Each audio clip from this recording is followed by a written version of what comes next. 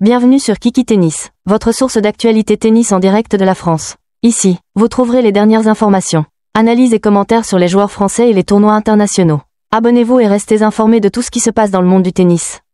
Félix Auger-Aliassime poursuit sa bonne forme en 2025 avec une nouvelle victoire à Doha.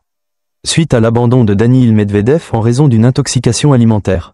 Après avoir bénéficié d'un forfait de Medvedovic au tour précédent, le Canadien a pris l'avantage face à Medvedev en remportant le premier set 6-3 avant que le Russe ne soit contraint d'abandonner. Cela permet à Auger-Aliassime de se qualifier pour les demi-finales où il affrontera Andrei Rublev. Un autre joueur en forme cette saison.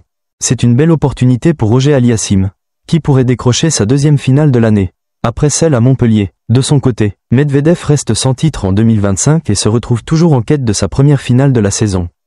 Cette contre-performance à Doha met en lumière une période difficile pour le Russe, qui semblait être sur la bonne voie après sa victoire difficile contre Khachanov et une belle prestation contre Zizou Bergs. Effectivement, pour Daniil Medvedev, ce fut un moment frustrant à encaisser. Il a exprimé sa déception face à l'abandon, soulignant qu'il avait l'impression d'avoir joué correctement avant que son état physique ne l'empêche de continuer. Cette situation semble d'autant plus difficile pour lui étant donné qu'il s'attendait sûrement à de meilleures performances après un début de saison en demi-teinte. De son côté, Félix Auger-Aliassime continue de se montrer très solide à Doha, malgré une entrée en lice un peu délicate face à Quentin Halys, où il a frôlé l'élimination. Il a depuis enchaîné les victoires avec aisance, ne laissant aucune chance à ses adversaires. Son parcours sans accroc, après avoir traversé cette épreuve difficile contre Halys, témoigne de sa résilience et de son état de forme.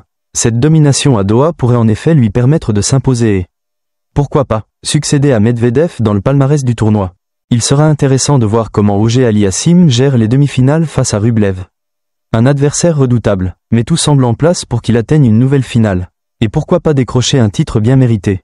Andrei Rublev a effectivement eu une journée bien compliquée jeudi, bien qu'il ait fini par s'imposer face à Alex de Minaur dans un match marathon. Le Russe a dû se battre jusqu'au bout, sauvant une balle de match avant de conclure sur sa 9e balle de match. Après une bataille acharnée de 6-1, 3-6, 7-6, c'était un test de nerfs et de résilience pour Rublev, qui a dû se montrer particulièrement solide dans un moment de grande tension. Cette victoire, bien que difficile, lui permet de se qualifier pour les demi-finales, où il rencontrera Félix Auger-Aliassime. Rublev, qui a remporté son premier titre de la saison à Montpellier, semble motivé pour décrocher une autre finale, et avec l'abandon de Medvedev en quart, Auger-Aliassime, lui aussi bien reposé après une demi-finale marquée par l'absence de son adversaire, pourrait en profiter pour prendre l'ascendant dans leur confrontation. Cette demi-finale entre Rublev et Auger-Aliassime s'annonce donc cruciale, car elle pourrait bien définir un prétendant solide au titre du tournoi de Doha. Il est vrai que le Canadien n'avait pas anticipé l'abandon de Medvedev, mais il semble en pleine confiance et prêt à relever ce nouveau défi contre Rublev.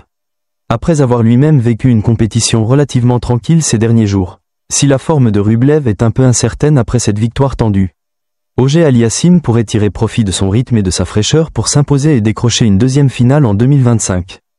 Merci d'avoir suivi cette vidéo. Rejoignez la communauté en vous abonnant et activez la cloche pour être informé de toutes nos prochaines vidéos. On se retrouve bientôt pour plus de tennis. Et n'oubliez pas de partager vos opinions dans les commentaires.